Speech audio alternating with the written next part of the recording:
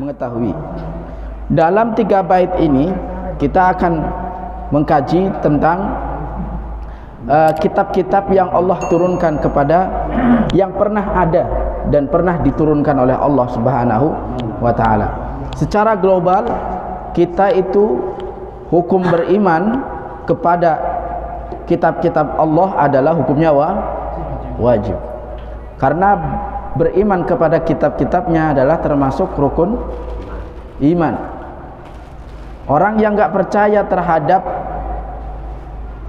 adanya kitab-kitab Allah yang diturunkan kepada para nabi, ingkar bahwa di sana ada kitab, maka hukumnya kafir. Karena dia mengingkari sebagian daripada iman. Tapi harus ingkar syaratnya. Jadi kita secara global diperintahkan untuk wajib beriman. Ada berapa jumlah kitabnya? Namanya kutub as-samawiyah, kutub samawiyah. Kitab-kitab Allah yang kitab-kitab langit katanya. Kitab samawi. Kitab asli murni dari Allah. Namanya kitab samawi karena bukan tulisan orang. Namanya kitab samawi. Istilahnya adalah kitab samawi. Bukan asmawi, itu nama orang. Samawi, dari sama langit. Ya. Kitab samawi. Nah, berapa jumlah kitab samawi? Ada berapa? Kitab samawi itu bukan hanya 4. Kitab samawi itu banyak. Tetapi itu secara global itu kita wajib jumlahnya. Tetapi secara terperinci ada 4, yaitu kitab harus urut sesuai dengan sejarah silsilah nabinya. Taurat, Zabur, Injil, Al-Quran. Oke. Nanti di sana ada selain kitab-kitab yang 4 tadi. Yang pertama Taurat Musa. Maka disebut Tauratu Musa bil huda tanziluha. Artinya apa? Bahwa di sana ada kitab yang bernama Taurat diturunkan kepada Nabi Musa alaihi salam. Jadi kitab Taurat itu adalah kitab hukum atau kitab syariatnya. Kitab syariatnya bangsa Yahudi. Ya, kitab syariatnya untuk bangsa Yahudi. Diturunkan di mana kitab Taurat itu? Diturunkan di Mesir. Ya, Yahudi, Bani Israel. Allah. Yang asli itu enggak masalah, tetapi Taurat itu adalah fihi tahrif. Jadi ada penyelewengan dari pihak pemeluknya yang mereka ubah melalui para pendeta. Makanya Taurat sekarang itu tidak murni, nggak ada penjagaan. Nah, kalau kita percaya bahwa di sana ada kitab Taurat yang diturunkan kepada Nabi Musa, itu hukumnya wajib. Tetapi kesahihan kitab Taurat sekarang itu sudah ada penyelewengan. Artinya tidak murni lagi isinya. Banyak yang diubah. Entah itu satu jumlah, entah itu satu kalimat, entah itu satu halaman, itu sudah diganti, dirubah-rubah sama pendeta mereka sendiri. Nah, At-Taurat, kitab Taurat Musa itu aslu bahasanya adalah kalimat Taurat itu berasal daripada kata Ibrani. Maka isinya itu tulisan Taurat adalah dari bahasa Ibrani. Taurat sendiri itu artinya adalah syariat. Jadi kitab Taurat ini berisi fiha ahkam. Kitab Taurat adalah kitab hukum. Seperti yang sering saya singgung bahwa kitab Taurat adalah kitab hukum. Bagaimana selakunya dia bisa hukum jual beli, nikah gitu. Pokoknya kitab-kitab hukum. Kalau orang berbuat tindak pidana apa sanksinya, hukum kan. Itu kitab Taurat. Kitab Taurat ini hukum-hukum yang ada di dalamnya adalah hukum yang sangat keras. Hukum yang sangat keras. Karena apa? Karena hukuman-hukuman ini, hukum-hukum ini adalah sebagai obat atas sifat kekerasan yang dimiliki oleh bangsa Yahudi. Makanya di dalam Al-Quran itu disinggung, فَبِظُلْمٍ مِّنَ الَّذِينَ هَادُوا حَرَّمْنَا عَلَيْهِمْ طَيِّبَاتٍ أُحِلَّتْ لَهُمْ وَبِصَدِّهِمْ عَنْ سَبِيلِ اللَّهِ كَثِيرًا. Dan karena perbuatan zalim dari orang-orang Yahudi, فَبِظُلْمٍ, maka karena kezaliman dari siapa? مِنَ الَّذِينَ هَادُوا, dari orang-orang yang Yahudi. فَبِظُلْمٍ مِّنَ الَّذِينَ هَادُوا حَرَّمْنَا, maka kami haramkan alaihim, bagi mereka. Apa yang diharamkan? Thayyibati ma ahallallahu, ma thayyibatin uhillat lahum, perkara-perkara yang baik yang dulu pernah dihalalkan untuk mereka. Jadi sebelum adanya Taurat itu, mereka tuh banyak sekali sesuatu yang memang dibiarkan, dihalalkan untuk mereka.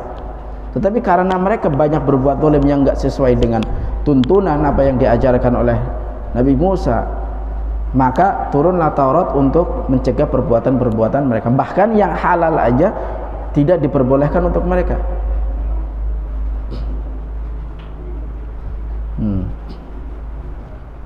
Mereka berbuat riba, mereka banyak merompak, merampok, mencuri, aklu amwalin nasi bil batil, memakan barang manusia dengan cara yang tidak baik, batil,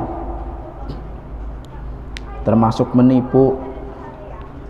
Ya, itu semuanya masuk ke dalam kategori itu.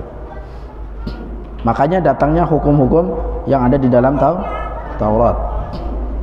Supaya apa? Bimba bitta'dib wal iqab, supaya mereka itu sadar Taurat itu. Allah. Jadi isinya gitu-gitu doang, nggak ada kisah-kisah, nggak ada. Kemudian yang kedua adalah kitab Zabur, itu beda sama kitab Taurat. Kalau kitab Taurat adalah kitab hukum, kalau kitab Zabur adalah kitab doa, munajat. Ya, Ilahi lastu lil firdausi ahla, kan munajat itu. Ilahi, kan? Bismillahilladzi la yadurru ma'asmihi syai'un fil ardi wala fis sama'i wa huwas samiul alim. Doa, munajat, kan? Nah, di antaranya seperti itu yang namanya munajat. Jadi Zabur itu isinya adalah doa-doa aja dan munajat. Diturunkan kepada siapa? Nabi Zabur, David. Tetapi walaupun di situ adalah kitab apa tadi? Kitab doa, tapi di sana masih berlangsung hukum-hukum yang dulu pernah berlaku kepada kaumnya Nabi Musa. Jadi hukum-hukum Taurat masih berlaku di sana. Hanya ditambahkan di sana ada kitab yang namanya kitab Zabur yang isinya doa. Selain hukum juga diajarkan oleh Allah untuk bisa berdoa, bermunajat kepada Allah. Di kitab Zabur. Kemudian yang ketiga adalah Injil. Injil kepada Nabi Isa alaihi salam. Injil ma'khudh min kalimatin najl. Najl itu artinya adalah khulasatus syai'. Injil itu berasal daripada kata najlun. Najlun itu aslinya adalah khulasatus syai', ringkasan sesuatu. Jadi Injil itu adalah ringkasan dari apa yang ada di dalam kitab Taurat, ringkasan yang ada di dalam kitab Zabur. Turunlah kitab yang namanya adalah Injil. Injil adalah kitab terakhir yang turun kepada Bani Israel. Ya, Injil adalah kitab terakhir yang turun kepada Bani Israel. Zabur kepada Israel, Taurat kepada Israel, semua kepada Israel. Dan Injil itu adalah penutup kitab yang turun kepada Bani Israel. Karena Nabi Isa alaihissalam itu diturunkan kepada kaum Bani Israel. Nah, di mana turunnya Injil? Palestina. Ya, karena memang posisinya di sana. Allah. Dan yang terakhir adalah Al-Qur'anul Karim, atau disebut juga dengan wa Injilun ala Isa wa Furqanun ala khairil mala. Nama Al-Qur'an itu banyak sekali, di antaranya adalah Al-Qur'an, kemudian ada yang namanya Furqan. Tabarakalladzi nazzala al-furqana ala 'abdihi liyakuna lil 'alamina nadhira. Surat Tabarak. Surat Al-Furqan. Itu Allah turunkan Al-Furqan, Al-Qur'an.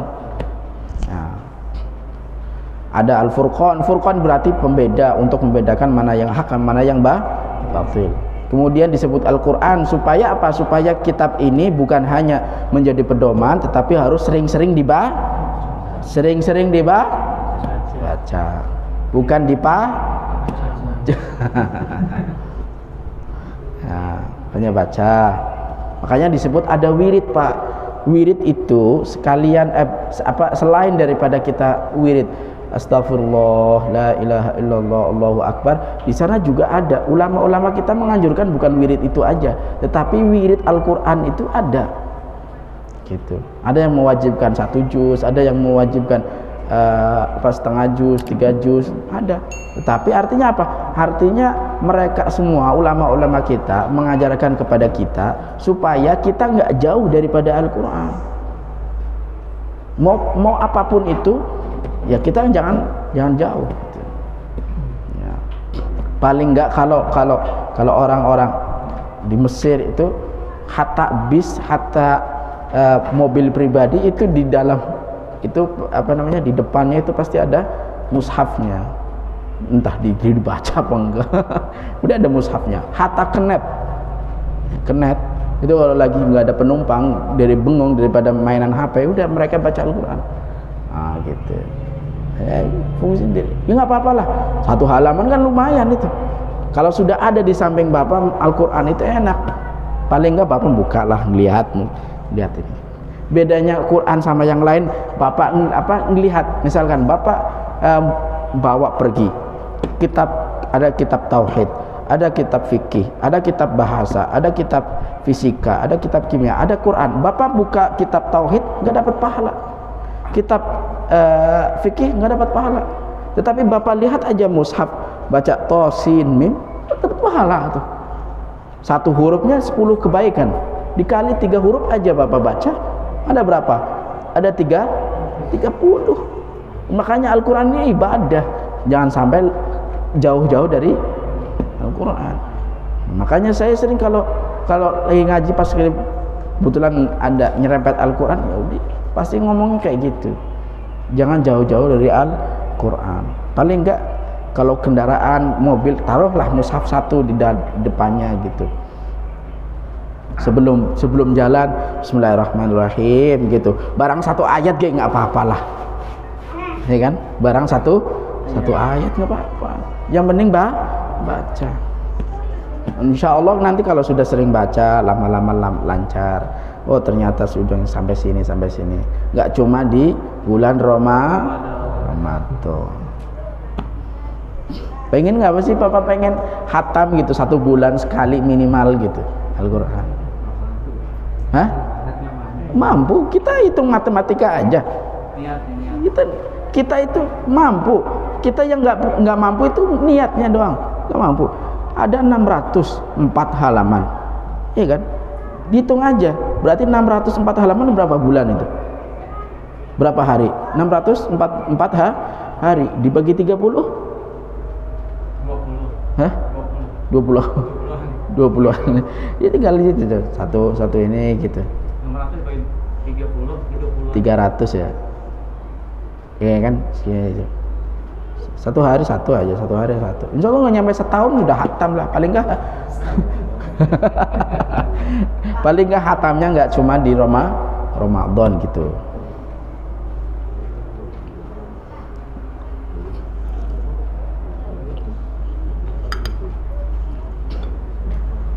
Obat pelipur lara, Pak. Wa nunazzilu minal qur'ani ma huwa syifaa'un wa rahmatun lil mu'minin. Al-Furqan. Oke. Allah. Jadi adanya kitab Al-Qur'an adalah sebagai apa? Sebagai an-nasikh li syari'ati ma qablahu. Sebagai penghapus, penutup, penghilang daripada syariat-syariat sebelumnya. Jadi apa yang ada di Taurat, apa yang ada di kitab Zabur, apa yang ada di dalam kitab Injil, semuanya sudah terhapus ya syariatnya dengan datangnya syariatnya Nabi Muhammad sallallahu alaihi wasallam. Sudah ini. Makanya bedanya kalau yang Taurat, Zabur, Injil hanya untuk Bani Israel, kalau ini adalah kepada rahmatan lil alamin, sebagaimana visinya, tugas daripada Nabi Muhammad, rahmatan lil alamin. Sama berarti kitabnya untuk rahmatan lil alamin. Berapa banyak orang yang mencoba meneliti kekurangan daripada Al-Qur'an, dia berujung memeluk Islam. Karena memang enggak ada. Makanya disebut Al-Qur'an selain dia nasikh li syari'ati ma qablahu, maka dia juga al-mu'jiz, al-mutahaddi bi suratin bi aqsari suratin. Dia itu menantang kepada siapapun yang ingin menantang Al-Qur'an untuk bisa menciptakan, menulis seperti satu surat yang paling pendek dalam Al-Qur'an. Ya kan? Enggak ada yang belum.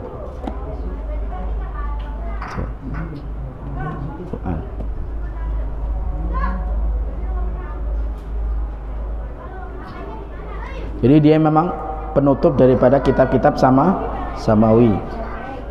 Nah, tadi sempat disinggung bahwa di sana bukan hanya ada empat kitab. Di sana ada lebih daripada 4. Pernah baca Bapak yang namanya Suhufu Ibrahim wa Musa? Pernah? Ustadz, Suhufi Ibrahim wa Musa. Surat Al-A'la biasa dipajatkan, dibawain ketika sholat Jumat. Suhuf, apa artinya suhuf? Suhuf itu artinya sahifah. Sahifah itu artinya lembaran-lembaran. Ini sahifah 1, 2, itu namanya sahifah. Terus di dalam Al-Quran juga ada, pernah Allah katakan firman di dalam Al-Quran, wa alqal alwaha, dan Nabi Musa itu melempar alwah. Alwah itu sama kayak gini, sahif, tapi bentuknya seperti kayu gitu, batangan gitu. Tulisannya adalah risalah-risalah. Asli langsung daripada langit itu, sahifah. Namanya alwah, sahifah. Nah, selain daripada 4 tersebut, di sana ada beberapa sahifah yang Allah pernah turunkan. Yang pertama dulu kan kitab Taurat kepada Nabi Musa. Sebelum-sebelumnya pakai kitab apa? Ada Nabi Adam, Nabi Nuh, ya kan? Pakai kitab apa? Di sana ada yang namanya sahifah. Sahifah itu bentuk lembaran-lembaran kayak gitu. Isinya wallahu a'lam.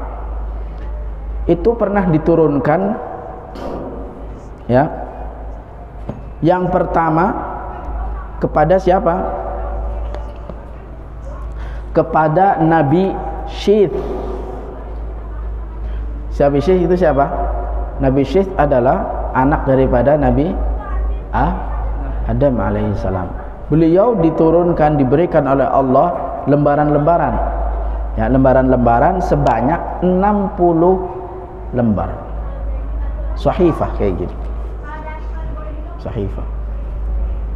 Hanya sejumlah 60 lembar sahifah.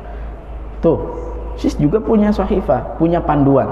Kemudian ada setelahnya itu Nabi Ibrahim, sebanyak 30 lembar sahifah.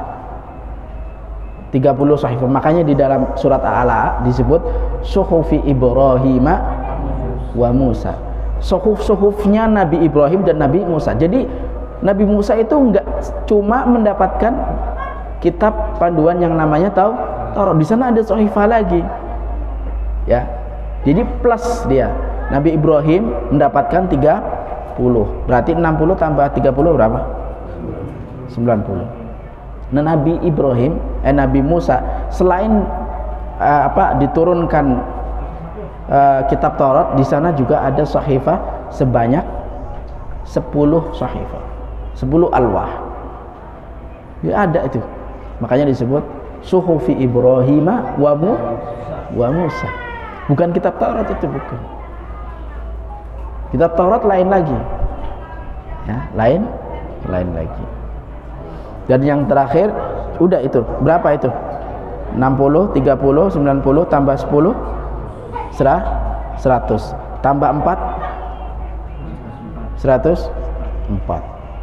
Jadi jumlahnya ada berapa? 100. Itu secara keluar. Ada yang mengatakan 113, 114. Itu diantaranya termasuk ada 4 kitab itu, Taurat, Zabur, Injil dan Al-Quran. Jadi masih ada itu.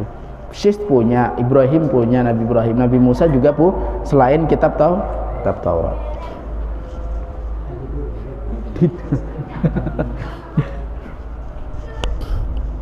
Ya, dipaham ya?